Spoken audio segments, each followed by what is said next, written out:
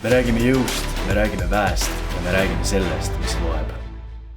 Võim ja vägi episood 34, daamid ja härrad, meil on saates endine jalgpallur ja tänaseks väga kõva võitlussportlane, kes varsti kunagi lähitulevikus saab kanda ka legendi nime Henri Rohtla, tere tulemast. Tere, tervist. Rõõm näha, Henri, enne kui see on nüüd selline uuem traditsioon mulle, et enne kui me hakkame üldse rääkima, lähme kohe ajas tagasi hästi palju, on selline noorem poiss Henri, kes mängis jalgpalli ja enne kui me jõuame võitlusspordini, siis kuidas Henri jõudis jalgpalli ja kuidas see jalgpalli teekond lõppes lõpuks sellises kohas, kus oli vaja inimesi raha eest peksma hakata? Okei. Põhimõtteliselt jalgpalliga puutusin kokku esimest korda, kui ma kolisin Keilasse. Ma kolisin Keilasse, kui ma läksin teise klassi ja mul oli maja ees jalkaplats. Pundiga sai seal, kellega said tuttavaks, sai mängitud ja siis tolle võistkonna siis Keila jalgpalliklubi nagu kapten elas minuga sama tänaval. Ja ta isa oli hästi süke entusiast, et meil alguses väravaid ei olnud, siis meil olid telliskivid nagu väravateks, siis mingi hetk me saime maanteepostid kuskilt, ma ei tea, kust need tulid, aga siis olid nagu meetrised väravad ja siis ta isa töötas kas äkki kuskil Harju Kekis või kuskil, siis sealt mingid metallivennad tegid meile nagu päris väravad, siis ma mäletan, kui nagu esimest korda sai nagu nii-öelda huudis mängida nagu jalkat niimoodi, et sul on võrgud. Sest muidu oli alati see, et kes palli ära toob, väravatel kunagi võrku polnud. Et siis oli nagu seal sükene nagu vahva areng, et telliskivid, siis meetrised postid, siis päris väravad ja siis kuidagi nagu ta oligi, et kuule, normaalselt tuleb välja, tule jalkatrenni. Ja siis ma hakkasin seal käima ja tegelikult mängisin põhimõtteliselt kuni põhikooli lõpuni ja siis kuidagi tekkis tunne, et tahaks individuaalsporti proovida, et meeskonna värk kõik oli lahe, aga lihtsalt oligi mingi tung kuskilt siis seest kutsus, et võiks proovida individuaalsporti ja siis ma leidsin tee Thai-boksini ja kindlasti üks mu hea sõber Tanel Viik on sellega seotud, sest tema ise kuidagi hakkas jälgima hästi palju UFC-d ja võitlussporti ja tundis huvi selle vastu ja siis me kuidagi nagu bondisime ja siis hakkasime trennis käima. Sellega on ka veel nagu väga lugu, et tol hetkel siis tegelikult Keilas ei olnud trenni. Käisime aeg-ajalt siis keskturul trennis, kui Kevin Renno veel seal nagu toimetas.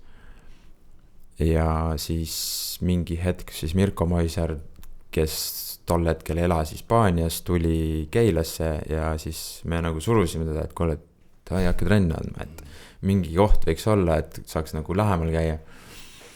Ja siis me saime põhimõtteliselt sama suure ruumi nagu see siin Keila noortekeskusesse, kus me siis mingi 5-6 algus pusisime, et meil oli 2 kotti ja ventilatsiooni polnud, siis mingi poole tunniga oli kogu tuba nii igine, et libisesid seal põrandal ja olitegi nagu Tais siis ju. Põhimõtteliselt jah, et jällegi nagu sama nagu jalkaga, et kui sa tahad, siis see nagu see soov on olemas, siis sa leiad võimaluse, et ei ole nagu see, et kuule, pole päris see tingimus, mis iganes. Sai telliskividest väravatega mängitud, sai seal sama suures ruumis nagu see mängitud või boksitud tähendab. Ja siis me saime ruumid Keila tervisekeskusesse, kus me hakkame siis nagu juba nagu natuke tõsisemalt tegema, et siis tegelikult tekkis ka mingi süke nagu klubi moodi asi ja minust siis tekkis ka kõige esimene kellegi nimeline klubi, et kunagi olid Eestis Thai-boksi klubid ainult Tallinn Thai-boksi klubi, Tartu Thai-boksi klubi, ma ei tea, Viljandi Thai-boksi klubi, Pärnu Thai-boksi klubi ja siis oli esimene süke Team Moiser, mis oli siis nagu nimeline. Et siis tegelikult äge haip tuli taha ja saalis ikkagi käis iga trenn seal mingi 25-30 inimest. Käisime võistlemas edukalt, et tegime kohe mingid tiimisärgid ja oli süke päris äge aeg, Eestikatelt teeme mingid tulemusi ja siis mul oli profifight. Kahjuks või õnneks õnnestus siis seal nagu jalaluu murd saada, mitte küll see tõsine, et mul on jalg nagu kummiken, et lihtsalt pindluu lõin jalaga plokki tundsin kohe, et mingi valu käis, et ma noh, kes on fightinud, teab, et see adrenaliin ikkagi käib seal üle ja kui sa tunned fighti all valu, siis sa tuled pärast 3-kordselt seda valu. On nii. et sai nagu kohe aru, et midagi on, aga ma suutsin võidelda lõpuni ja ma võitsin selle fighti, selle üle ma olen väga uhke enda üle. Ja siis ma veel pärast käisin traumapunktis, tehti jalast pilti, aga siis tehti natuke valest kohast ja öeldi, et pane külma peale, kõik on hästi ja lihtsalt paistatus läheb alla. Ilmselt kui ma USA-s elaks, siis ma võiksin miljonär olla täna juba, aga me elame Eestis ja siin see ei käi nii. Et ja siis ma tegin üldse sükses spordist vähe pikema pausi, sest et väga sükest supporti nagu koduseinte vahelt ei tulnud, et kuule, davai, saad korda, läheb edasi, et pigem oli nagu, et kas see on ikka õige asi, mis sa teed ja tüdruksõber ütles, et kuule, ma ei tea, et kas see on ikka õige asi, mis sa teed ja et võib-olla ma ei taha, et umbes tulevikus sa oled mingi sisse pekstud näoga ja ma ei tea, nagu ikka mingi aju kahjustustega ja mingid süksed jutud on ja siis hakkasid nagu ise ka kahtlema selles kõiges. Pluss siis tasu, mis ma tol hetkel siis sellest võistlusest sain, kui ma juba tegin profifighte, olime just krooni pealt euro peale üleminek, siis ma sain 30 eurot. Siis oli ka nagu siuke natuke nagu kõik see kokku siis kuidagi, et suur vigastus, kodus ei toeta, pruut ei toeta, raha on ka jama, et siis oligi nagu ise ka nagu, et tavai võtan aja maha, vaata, mis saab, ravisin oma jala ära ja hakkasin tavatööl käima ja hakkasin siis, kui jalg nagu korda sai juba lihtsalt oma lõbuks jalkat mängima. Aga see tuli nagu niivõrd hästi välja, et siis jäin kuhugi silma, ehk siis Levadia duubelvõistkonnale, kes siis, kellega meil oli sõpruskohtumine, siis ma lõin seal 3 väravat. Ja siis vastaste treener siis nii-öelda kutsus mind enda ridadesse, Levadiasse. Ja siis kui ma sinna läksin, siis tegelikult oli päris äge aeg selles mõttes, et mingil määral ma kunagi jalkas nagu olin kogu aeg soovinud, et keegi mind kuskilt märkaks. Aga seda nagu ei tulnud ja siis nüüd see tuli kuidagi üldse ringiga. Ja siis oli nüüd nagu see, et okei, see on nüüd minu see koht, kus ma pean tõestama või nagu, et ma saan jalgpalluriks, et nüüd ma lähen sinna. Ja siis hooaeg hakkas hästi, või no hooaeg ei hakanud hästi, aga hooaeg lõppes hästi. Hooaeg hakkas niimoodi, et kontrollmängudes läks hästi, lõin mingid väravaid, seal olin nagu usaldati penaltit lööma, kõik see oli nagu äge. Ja siis üks mäng enne hooaja algust suutsin hüppeliigesi niimoodi välja väänata, et olin 1,5 kuud autis. Et siis oligi, kui lõpuks nagu tagasi sain, siis treeneril oli tekkinud juba oma tuumik, kellega ta mängib ja siis ma olin siuke nagu, et muidu olin põhis ja siis pärast olin pingil ja siis pidin nagu jälle nagu võitlema ennast sinna algkoosseisu. Ja siis mäletan Tartu Tammekaga oli mingi siuke klatsmäng nagu, et 0-0 oli poolaeg ja siis ma olin seal veits nagu, et tahaks nüüd peale saada, et vai ma lähen ja siis läksin sisse, lõin 2 ja siis võitsime selle mängu ja siis sain kohe nagu nii-öelda enesekindluse tagasi ja kõik see, et ja hooaeg lõppes hästi, võitsime esiliiga, jäin väravalööjate edetabelis 3. ja siis nii-öelda siis hooaja lõpetamisel Marko Kristal tuli minu juurde ja mõne venna juurde veel, 3-4 inimest vist oli, keda siis ta soovis uuest hooajast nagu esindusmeeskonnaga liituma. Ja siis saingi profilepingu, mängisin 2 aastat täna on ta FCI Levadia esindusmeeskonnas. Hullu läbimurrakut kahjuks ei teinud, aga kogemus on olemas. Nägin, mismoodi Eesti nii-öelda parim võistkond toimetab. Et tollel aastal oli Levadia väga kõva võistkond, põhimõtteliselt võitsime kõik, mis võita sai, karikas, superkarikas, Eesti liiga. Aga jah, mina võin siis öelda, et pingipoisina, et ma seal väga peale ei saanud.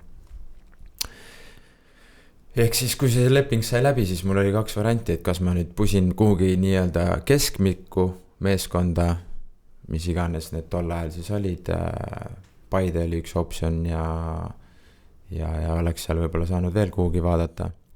Või siis hakkan treeneri tööd tegema Thai-boksiga. Ja siis, kuna mul oli nagu treeneri töö pakkumine kohe olemas, siis ma otsustasin hakata treeneri tööd tegema.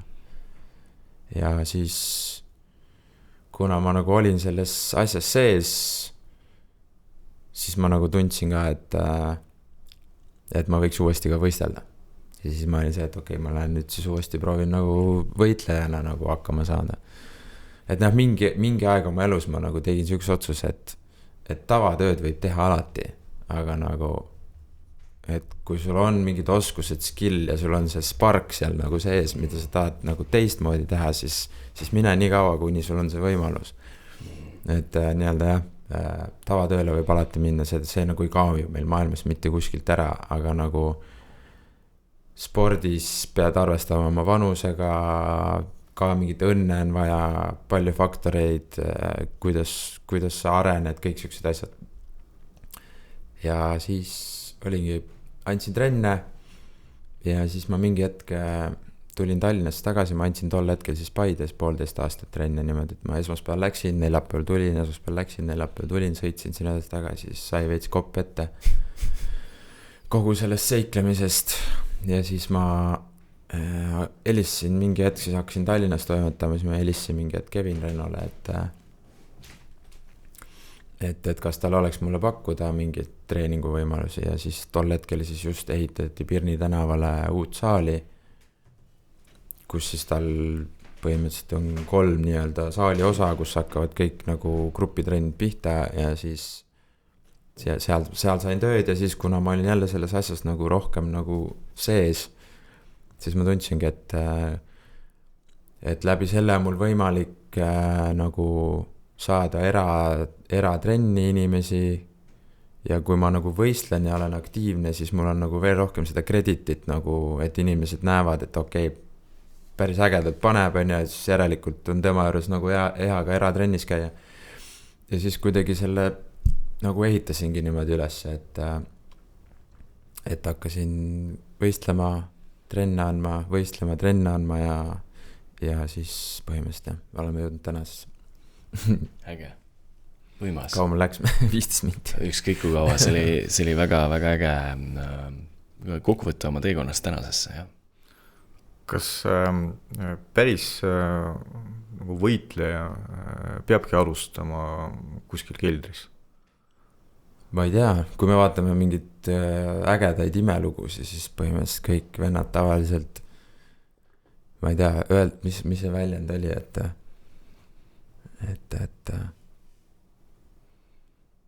see peabki olema raske, no siuke väljend on põhimõtteliselt, et keegi, kes on täna edukas, siis oli, et või kes ei ole edukas, siis öeldi, et näiteks sul on isa, vaata, või ma ei tea, sul on kodu, et sa ei saagi olla edukas, sest sa oled nagu kuskilt tavalisest kohast tulnud, et kellel pole umbes peres hästi, noh, seal on ka muidugi vastupidised võimalused, kellel on kodus asjad sassis, siis see ise ka kammib ära kuskil ja ei handle seda olukorda, aga väga tihti me näeme seda, kuidas nii-öelda raskest olukorrast inimesed grindivad ennast tippu, noh, et kas peab olema, seda ma ei tea, aga see võib-olla on, kui kõik tähed õigesti joonduvad, mingi nagu võib-olla isegi parem võimalus läbi lüüa, kui see, kui sa oled kogu aeg nagu nii-öelda pigem keskmises ja heas kohas. Kas siis pereliselt, rahaliselt või noh, ongi kuidas iganes. Kas see on ka sinu lugu, et läbi raskust? Jah, ma ütlen seda, et kodus on mul alati kõik hästi olnud, ma olen väga tänulik oma vanematel, mul ei ole olnud sükest jama, et lähed koju, ma ei tea, mis iganes, ei ole söögiraha või ma ei tea, katust pole pea kohal, pole riideid või ma ei tea, keegi norib mind, sest mul on mingid, ma ei tea, katkised riided, et kuskil kooli ajal, et sükest asja ei ole kindlasti olnud, aga mida mu ema nagu ütles tol hetkel, kui ma nagu Levadias sain selle esimese lepingu, see helistas mulle, nägi uudist, nuttis seal telo otsas, et see on kõik sinu enda välja teenitud, et mitte keegi ei öelnud meil nagu kodus kunagi, et mingi sa pead minema trenni või ma ei tea, sa pead tegema seda või nagu, et see nagu kogu see asi, mille ma mingil määral saavutasin, siis tol hetkel oli nagu see, et ma ise tahtsin päriselt nagu, ma elasin Keilast ühest linna otsast täiesti teise linna otsa, ma läksin alati jala mul oli õnnepäev, kui ma sain autoga mul ei olnud nagu, ma räägin, ma nagu ei otsinud mitte kunagi vabandusi, miks ma ei peaks minema. Obviously inimesed on vahepeal haiged, puuduvad ja nii edasi, aga nagu haigus oli ära, ma olin kohe trennis tagasi. Lapsepõlvest on mul isegi siuke nagu seik meeles, et vanaema rääkis, et kui mul tuulerõuged olid, siis ta vaatas mind. Ja siis mingi 3. päev ma nagu ei suutnud enam kodus olla. Ja siis ma ütlesin talle, et palusin oma vanaema, et kuule, palun, ma lähen jooksin 2 tiiru ümber maja, ma tulen tuppa tagasi, ma ei suuda enam siin toas olla. Tavai mine, pumm, vain. Nii kuidas tuli ja läksin tuppa tagasi ja siis nagu, et ma olen aktiivne inimene terve elu ja ma olen nagu suutnud selle suunata õigesse kohta. Et jah. Kas sul ei teki nagu sellist nagu tunnet, et praegused noored on nagu teismoodi? No sa oled tegelikult ka ju suhteliselt noor inimene, aga ikkagi, sa tuled saali, tulevad noored poisid, aga ka tüdrukud, ilus saal, kõik tingimused on nagu tagatud. Isa toob trepi ette, isa tuleb järgi. Autoga tuuakse nagu trenni ja tullakse vastu ja tõenäoliselt elu on lill, aga kas sellest materjalist, kõlab võib-olla natuke ebakorrektsel, aga ikkagi, kas sellest materjalist on võimalik teha nagu päris võitlejaid? Ma olen nagu ise seda suht tihti öelnud, et ma mingi hetk andsin noortegrupile trenni ja ma mingi hetk lihtsalt teadlikult enam ei soovinud seda teha, sest et ma tundsin, et kui ma annan seal, ütleme, ma ei tea, sul on 15 inimest pundis, siis sul on siukest 3 venda, kes nagu silmad põlevad, ta räigelt tahab, ta tuleb sinna või 3-4 on. Ja siis sul on, ütleme, 3-4 seda venda, kellel ema paneb ta sinna trepi peale, võtab ta sealt, tal on jumala suva, kas ta käib seal ise või mitte. Ta tahab, käib seal ainult sellepärast, et ta ema tahab, et ta käib seal. Ja siis on need, kes käivad lihtsalt trennis enne. Ja siis see sama 3-4 venda, kes seal nagu käivad, lihtsalt lohistavad ära, peidavad pool trenni kuskil koti taga ennast ja teevad mingit pulli seal, siis see ongi nagu see, et nagu ma ei viitsi siin mingit kasvatajat mängida, et nagu, et võib-olla ma peaks siis olema ülistrikt selle, et umbes ma ei tea, ühele vennale ma olen ühe korra öelnud nagu, et tõmba minema, et nagu sorry, sa ei kuulu siia, see ei ole see koht, et mul on suva, kas ma ei tea, su ema tahab või kes iganes tahab, et see käib, aga sa ise ei taha siin käia, et nagu see on pointless, mine ära. Et küsimus siis, kas saab, kindlasti saab, aga see tähendabki seda, et seal peab see sisemine soov olema. Et me ei saa nagu tänapäeva noorele otseselt ette heita, et ta on sündinud sellistesse elutingimustesse. Ma arvan, ma oleks olnud väga õnnelik, kui ma oleks saanud iga kord autoga trenni. Aga nüüd ongi see, et kas see soov sealt seest on olemas. Kui see on olemas, siis tegelikult ei ole vahet, kas vanemad nii-öelda aitavad, provaidivad, toovad, teevad. Et jah, see peab enda seest tulema see nii-öelda päris see tunne, et ma tahan midagi saavutada ja siis kui seal kõrval on need väiksed faktorid, kuidas, ma ei tea, pere või keegi toetab, siis see on, ma arvan, pigem kasuks kui kahjuks. Aga jah, enda seest peab tulema hakkama. Kas see uus põlvkond, uus fighterite põlvkond on kuidagi teismoodi? No mina näiteks mäletan aega, kus Kevin ja Mirko olid peamised nagu staarid. Mäletan nende stiili, mäletan emotsiooni. Ja täna ma mõnikord tulen nagu vaatama. Ja siis on nagu selline tunne, et midagi on teismoodi. See võib-olla on nagu minu vanuse nagu küsimus, mitte objektiivse reaalsuse kirjeldus, aga sina oled selle asja sees, et kas sina näed või kas sul tekib selline tunne, et praegu on natuke teismoodi võrreldes sellega, mis oli veel, ma ei tea, 10-15 aastat tagasi?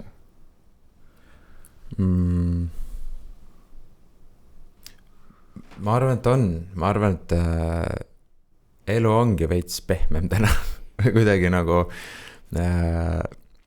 ma ei tea, noh, me oleme mingis ajastus võib-olla, kus ongi natukene nagu võetakse chillimalt, proovin siit, proovin sealt, nagu väga nagu ei olla commitment, nagu kui ma võin kasutada sükse sõna, ma ei tea, mis see õige eesti keeles on, nagu pühendunud ja et sa ei ole nagu nii nagu mingis asjas nagu, et ma räägin, et see tuli peab sees põlema, noh, vahet ei ole, mis sa teed.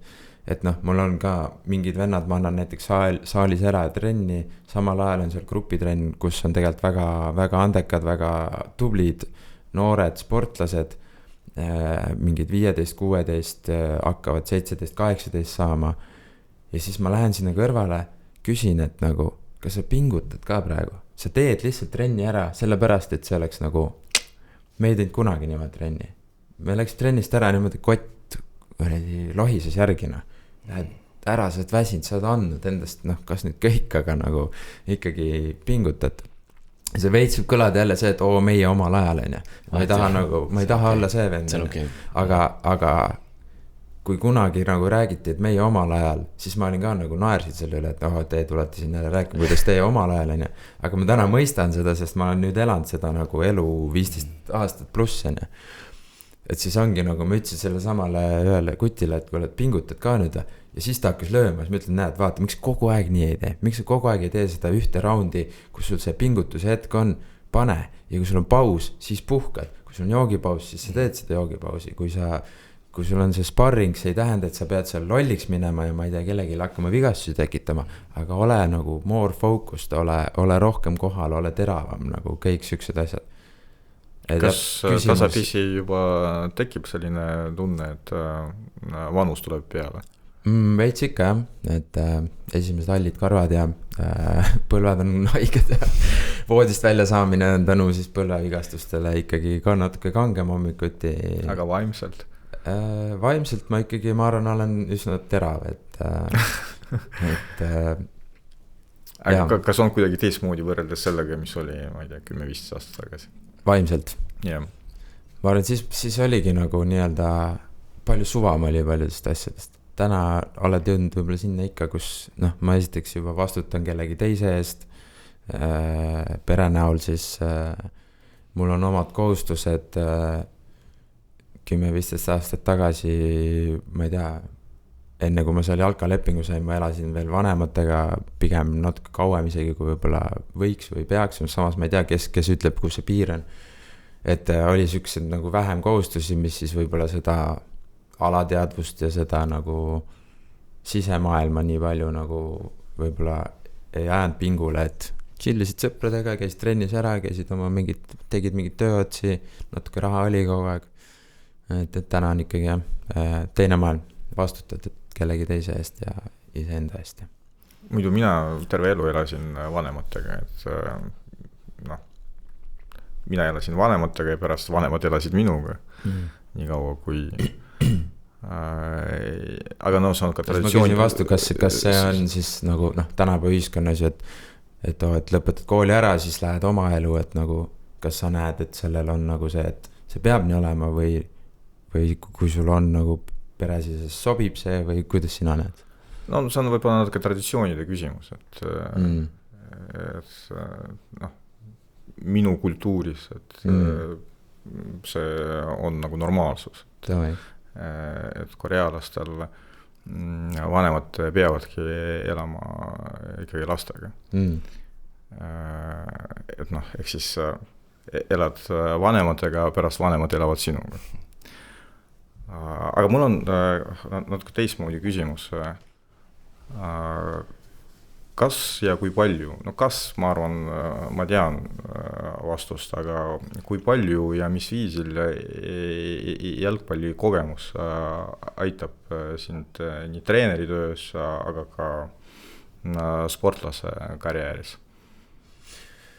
Ja ma arvan, jalkas on see tiimivärk on nagu kindlasti andnud mingi asja, et kui ma ikkagi läksin Levadiasse, meil oli see esiliiga punt oli nagu, meil oli üliäge treener, ma nagu õppisin, ma arvan temalt väga palju seda, kuidas inimsuhetega hakkama saada, et kuidas olla hea treener ja samal ajal hea inimene on kindlasti raske asi, sest et kui me lähme nüüd mida kõrgemale tasemelt ja professionaalsemaks, siis seda rohkem hakkavad egod põrkuma, keegi kedagi ei kuule, keegi kuskil mõtleb, mis see vend räägib.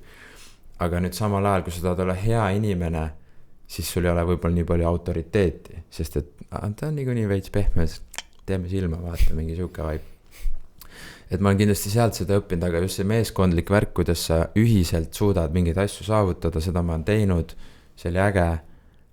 Ja ma arvan, see on kindlasti nagu arendanud just seda nagu vaimset poolt, aga nagu jalka kui tervikuna on ju boks, on ju tegelikult põhimõtteliselt jalad on kõige alus.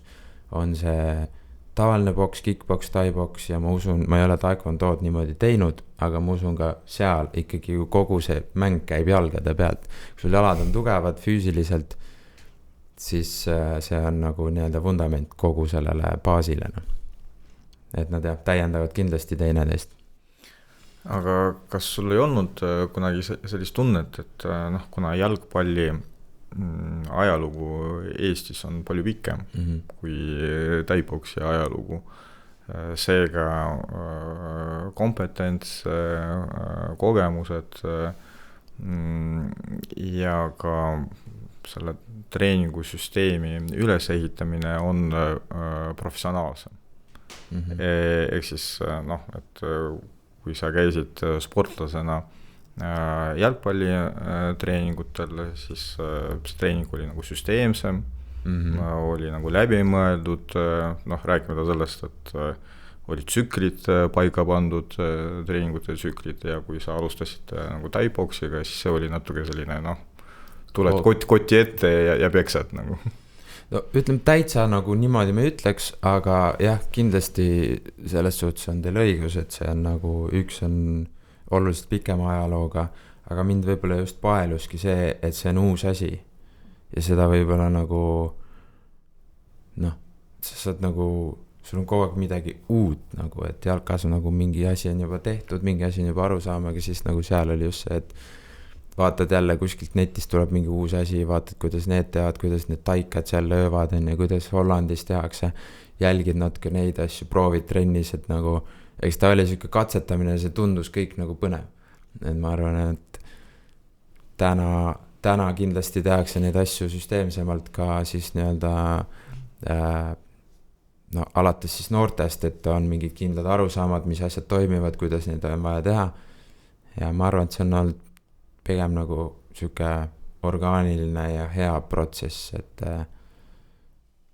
ja ma ütlen enda koha pealt, et see oli pigem põnev kui see, et ma tunnen, et ma nüüd olen hullult kaoses kuhugi ja ma ei tea, mulle meeldis. No tõenäoliselt sa tõid ka midagi kaasa, et kui ma räägin treeningute ülesehitamisest, siis kindlasti sa tõid midagi jalgpallist ka kaasa, et eriti enda nagu treeneri töös. Jah, ma arvan, et see sama inimsuhted on üks asi, kuidas selle nagu kogu pundiga hakkama saada. Et kui ma ei tea, runningi selle noorte gruppi, siis samamoodi ma üritasin olla hea treener ja hea inimene, aga vahest lihtsalt pead ka olema nii-öelda hea treener, aga nii-öelda sitt inimene, sest et muidu sul lihtsalt vennad istuvad pähe ja sul on lõpuks sa oled ise seal nagu, et siuke, et kuule. Aga kas muidu, kas oled hea inimene? ma üritan olla pigem nii palju kui võimalik hea inimene. Ma ei tee teistele mingit jama, ma üritan olla empaatlik, ma üritan arvestada liikluses me kõik oleme natuke, ma arvan, halvad inimesed, sest keegi on alati teine on süüdi, mitte sina. aga in general ma siis üritan olla pigem hea inimene, arvestada teistega ja olla empaatlik. Sellest lähtudes meil on siin saates üks klassikaline küsimus. Kui sa oled nagu hea inimene, sinu arvates, ja ma täitsa usun seda, aga kas sa oled ka tõeline mees, nii nagu sa seda kujutad endale ette, et ma arvan, et ma tean, mida sa vastad, aga minu palve oleks, et sa ka kirjeldaksid seda, et kuidas siis tõeline mees peaks nagu käituma. Mul oli just, kui ma olen hästi aus kõigiga ja iseendaga, siis mul oli just kodus oma elukaaslasega. Mitte seesama küsimus, vaid lihtsalt tõekspidamine. Mida teeb mees, et ta oleks tõeline mees, oma siis nii-öelda elukaaslasel näiteks. Ja üks asi, mis kindlasti välja tuleb, on see, et sa pead oma sõna pidama. Et kui sa pead oma sõna, siis läbi selle tekib usaldus, parem mõistmine ja nii-öelda vastutuse võtmine. Et ma arvan, need ongi sellised 3 asja, et sa pead oma sõna, võtad vastutust ja mõistad kogu seda asja, nii sind kui ka siis teisi on parem mõista. Ma ei tea, on see hea vastus? See on väga hea vastus tegelikult. Väga hea vastus. Kas sa mõistad maailma, mis on sinu ümbruses? Ma arvan, et pigem mõistan, ma arvan, eestlased tervikuna ja terve maailmas mõistavad seda veits paremini kui võib-olla, ma ei tea, lääne ühiskond või siis samamoodi, kui me lähme siis nii-öelda ida poole. Et me oleme kuidagi, mulle tundub, ma olen juba noorest peale öelnud seda nagu oma sõprade pundis, et mulle tundub, et Eesti on väga neutraalne koht maailmas, kus elada, sest et sa näed nagu igalt poolt mingit oma nurka natukene keskelt, et USAs on kõik nii ekstra ja kõik see, ma ei tea, kõik on üle võlli, vuu, ja siis lähme sinna alla poole ja elavad mitte mingil juhul, me ei ole mingi rassist ega midagi, aga ütleme see Aafrika pool, kus inimesed elavad tegelikult suht vaesuses, täiesti teistsugune maailm, siis jälle ida pool, neil on ka täiesti oma maailm, siis see Hiina, kõik see, neil on oma meedia isegi, et me oleme kuidagi nagu maailma mingis keskpunktis, kus me nagu kõigile saame natuke hinnangu anda või vaadata seda neutraalselt. Ja ma arvan, et ma ja ütlesin, nagu ma ütlesin, eestlased tervikuna pigem saavad maailma asjadest suht hästi aru. Kas muu maailm on hulluks läinud? Siis koroona on minust üks uks sulgab ja teine avaneb, et nagu polegi olnud sükest hetke, kus nagu paneks korra jalad lauale ja et kuule, nüüd on natuke nagu mingi hingamisruumi, et jah, ma olen ikkagi olnud pahane ühiskonna peale, mitte nagu meie ühiskonna, vaid selle maailma asjade peale oma jagu. Et miks me ei võiks lihtsalt natuke chillilt elada. Te niikuinii olete ju enamust inimesed pankade asjadega ära orjastanud, et kas te ei ole juba rahul? On mu vastus.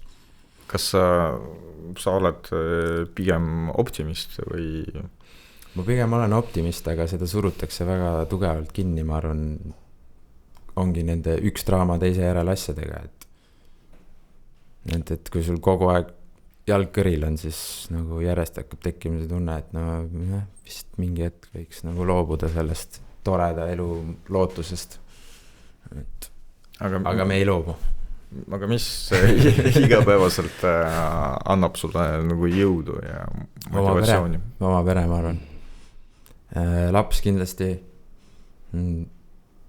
Jah, oma pere. Ma arvan, et pere, sõbrad ja lähedased, see on ju nagu, ma arvan, kuld asi või ma ei tea, et kui sul on need, et sa saad nagu kellegile toetuda, rääkida nendega. Ja mul oli üks mõte korra, läks huvitav. Kas sa oled õnnelik inimene, sul on pere ja ma saan aru, et pere annab sulle ka jõudu, niimoodi peabki olema, aga kas sa oled ka see õnnelik inimene, kelle ümbruses on nagu väga head sõbrad? Et mina mingi hetk sain aru, see on nagu väga lihtne aru saama, aga ma millegipärast see mõte tuli suhteliselt nagu hiljuti, et see elukvaliteet tegelikult sõltub eelkõige sellest, kellega sa suhtled. Et kes on need inimesed, kes on sinu igapäevases keskkonnas, et ja kas inimesed, kes on, ma ei tea, igapäevaselt või siis peamiselt sinu keskkonnas, kas see teeb sind õnnelikuks? Ja ma arvan küll, et ma saan 35 aasta, kindlasti on olnud elus etappe, kus siis kus siis chill'id inimestega, keda sa tegelikult võib-olla ei tunnegi, et ja käid nendega läbi ja siis eks see siuke nagu sõelumine ole, et tänaseks on mingid inimesed jäänud pinnale, keda ma tahan, et nad jääks pinnale, pluss siis oled nagu ise ka siis nagu valinud natuke seda, kellega ja kui palju sa oma energiat annad, nagu ma ütlesin, pere on see, mis võtab täna enamus aja, pere, töö ja üldse kogu see nii-öelda vastutuse üleval pidamine, arved on makstud, toit on laual, kõik siuksed asjad. Et see võtab oma energia, aga mulle väga tihti meeldib nädalavahetuseti midagi teha, see ei pea olema, et ma lähen kuhugi, ma ei tea, pummeldama, vaid ma lihtsalt saangi nende kvaliteeti inimestega kokku, kellega mulle meeldib kokku saada. Ka seal on juba tekkinud lapsed ja siuke ühis chillimine nii-öelda selliselt täna on minu elus väga teretulnud ja mulle väga meeldib. Oled sa usklik? Ei ole otseselt. Ma usun iseendasse. Millal tuleb järgmine fight? Vaat sellega on natuke keeruline küsimus, et mul oli just põlveoperatsioon, kahjuks siis teisel põlvel täpselt sama vigastus, mis oli esimesel põlvel. Esimesest põlvevigastusest ma tulin välja, läks küll peaaegu 2 aastat, üle 1,5 aasta. Tulin välja, tegin ägeda comebacki ja nüüd siin eelmise aasta nagu lõpp oli halb võitluspordis, ma kaotsin tiitlifaidi, sain kati pähe, et fight lõpetati, siis korra puhkasin, enne seda nagu... Ma nägin seda muidu, olin ka saalis. Et fight ei jõudnud nagu korralt pihta hakatagi juba lõpetati ära kahjuks arstide poolt siis. Et sa oled kindlasti pärast nagu analüüsinud, et mis nagu sinu arvates nagu juhtus? Minu arvates juhtus see, et ta tuli mulle siukse rahmiga peale ja ma lihtsalt olin niimoodi, et kuna ma olen seda elu jooksul juba palju teinud, siis ma ütlesin ise endale, see vend ei jõua, meil on 5 raundi fight, chill, nagu võtta rahulikult, kontrolli olukorda. Ja pigem nagu hoidsingi võib-olla liiga tagasi ennast ja temal õnnestus saada see üks löök pihta, mis tegitas kati. Et nagu enne seda ma olin fight'is sees, kõik oli normaalne ja lihtsalt ta tuli ja nagu rapsis nagu klintsis, no sa tunned, ta paneb kõik sinna sisse ja ma nagu ütlesin ise endale, et rahu, see on noor poiss, ta väsib ära nagu. Muidu mul oli nagu sama mõte, kui ma nägin seda. Ma arvasin, et no see varsti see lõpeb sai. Et see ei ole loogiline, et ta ei jaksa nii, sest ma räägin, et seda trennis saad aru, kui mingi vend tuleb sparrib ja ta nagu, tal on silmad mustad, ta nagu rapsis seal. Ja siis ma olingi, et nagu ta ei jõua, et 3. raund seal ma hakkan töötama ja mul on aega ja kõik on hästi. Et aga jah, kahjuks läks niimoodi. Ja siis enne seda mul oli mingi väike vigastus, sain kuskile siia, käisin õmblemas, siis ninaga oli midagi, siis tuli see katt, siis ma võtsin korra jõuludel aja maha, puhkasin natukene, siis valmistusin estikateks, siis läks põlv. Siis põlvest tekkis veel operatsioonijärgne infektsioon, ravisin seda diivani peal siin 2 kuud, võtsin antibiootse ja siis nagu jällegi järjest see ei lähe ja siis nüüd nagu mõtledki, kas seda nagu tuld veel on seal sees, et ma hetkel ei saa nagu veel seda öelda, et ma kindlasti ei tee enam kunagi ja ma kindlasti ei ütle ka seda, et ma teen, ehk siis ma veel natuke nagu kogun ennast ja vaatan, kus ma olen. Teine laps on sündimas perre, proovime selle elurütmi kõigepealt hakkama saada ja siis vaatame, et jah.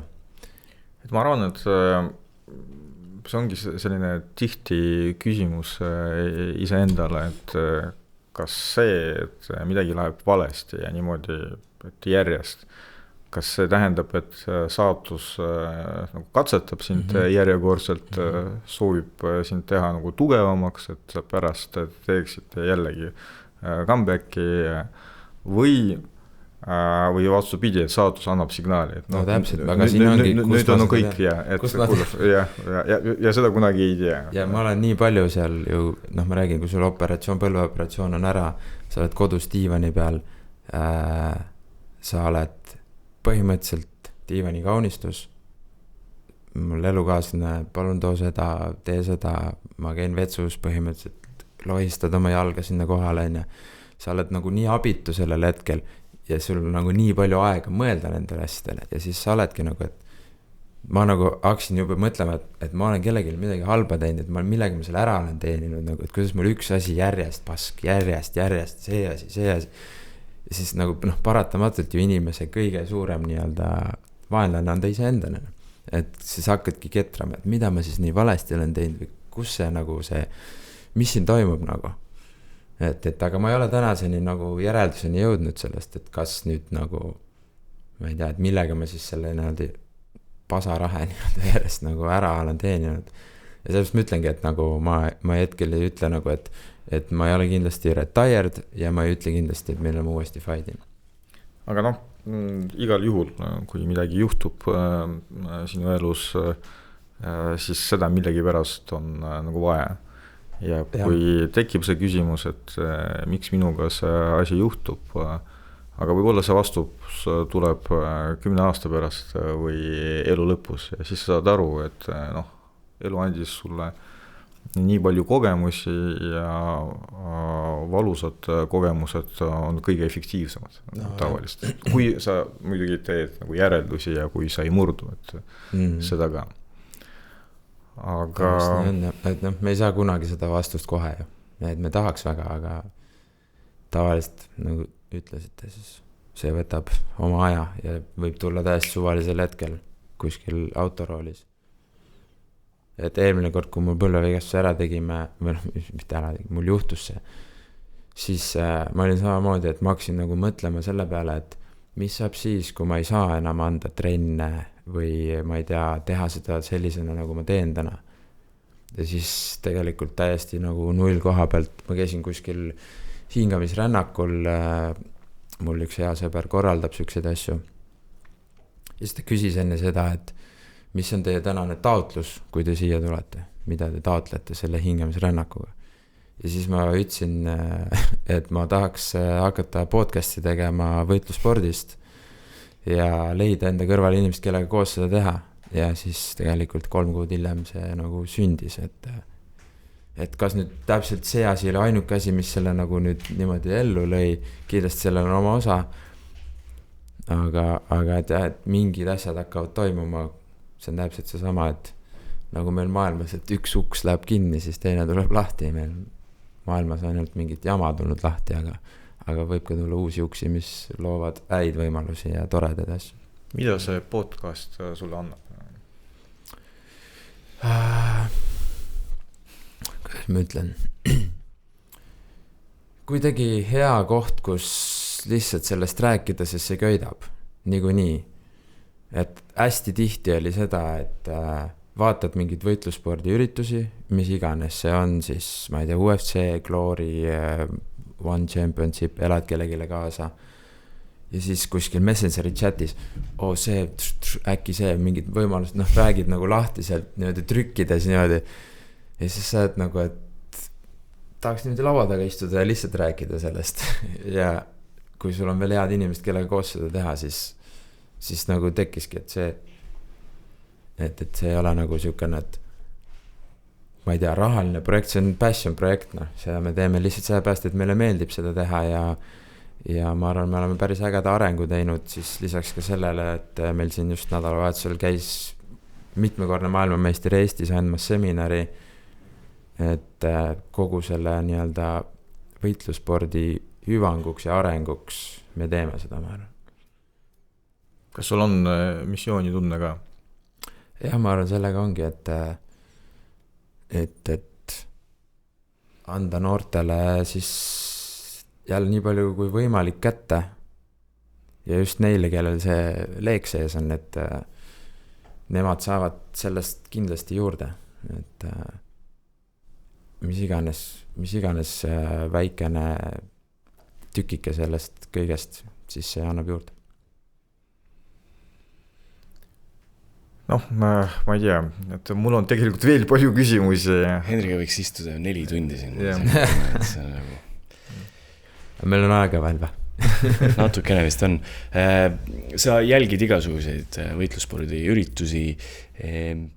kas sa jõudsid seda, Ameerika on väga ekstra, nagu sa ütlesid, et kas sa jõudsid seda Valgemaja UFC special üritust ka näha?